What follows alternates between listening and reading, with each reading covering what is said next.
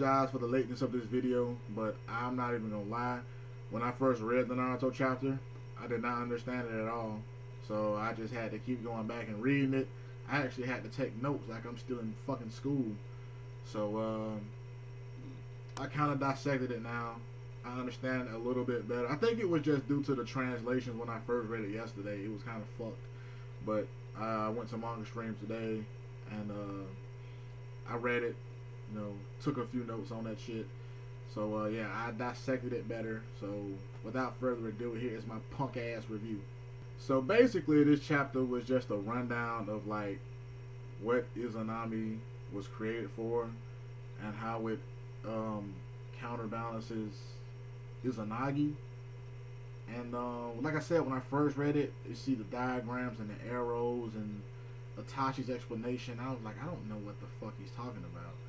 But after I reread it and I took a few notes, like the best way I can put it is basically what he was saying was, not to give you all a history lesson, but Izanami and Izanagi were created kind of as a counterbalance to each other, kind of like the checks and balance system that we have in this country to regulate the three branches of government. That's pretty much the same way.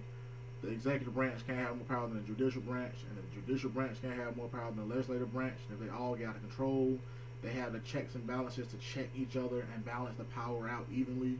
So I know that was a convoluted type of fucking explanation, but that's the best I can come up with, you bastards. So Sasuke pretty much asked Itachi, like, when did you activate this shit? Like, I didn't even see you do anything. And Itachi's like, it activated when he stabbed me with the sword. And I was like, damn, that's when that shit activated? And then Sasuke was like, well, how is this working? Because it's not like no ocular type of shit. So how are you making this work? And then Itachi steps up to the podium on his presidential shit, and he's like, ask not what Izanami can do for you. Ask what you can do for Izanami. In the darkest hour, Izanami will prevail. There is no need to fear. Izanami will prevail. I apologize for that hacky JFK impersonation, but whatevs. So basically, Itachi's like, Izanami works by, he gives an example of A and B. He's like, you link A with another like form of A to change the flow of time, and it creates an infinite loop or whatever that this person is stuck in. So it's almost, he uses the example of pictures, like picture A and fucking picture B, but when it's constantly overlapping each other, you're gonna constantly always see picture A no matter how many times. The fucking like the conclusion I came up with as far as the best example will go is like to put a mirror in front of another mirror. It's just gonna be endless reflections of the same image. So that's the one thing I thought of.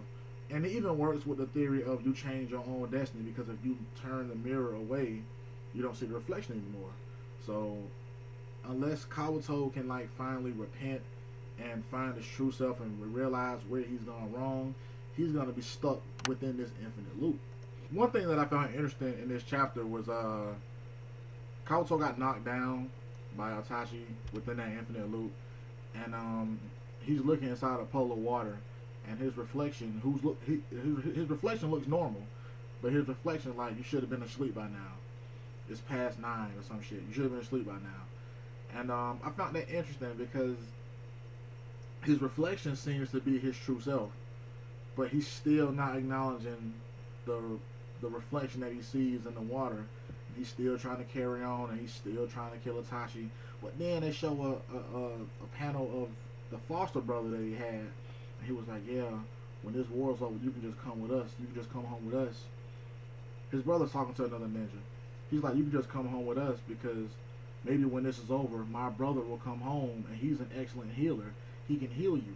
So someone is waiting for Kabuto and is acknowledging him, but he just doesn't know it yet. So I can only assume that Kabuto is gonna really come to the light, because somebody's there, like, acknowledging him, and that's all he's been wanting that whole time. Like, he's been missed in his orphanage, but he just never knew it.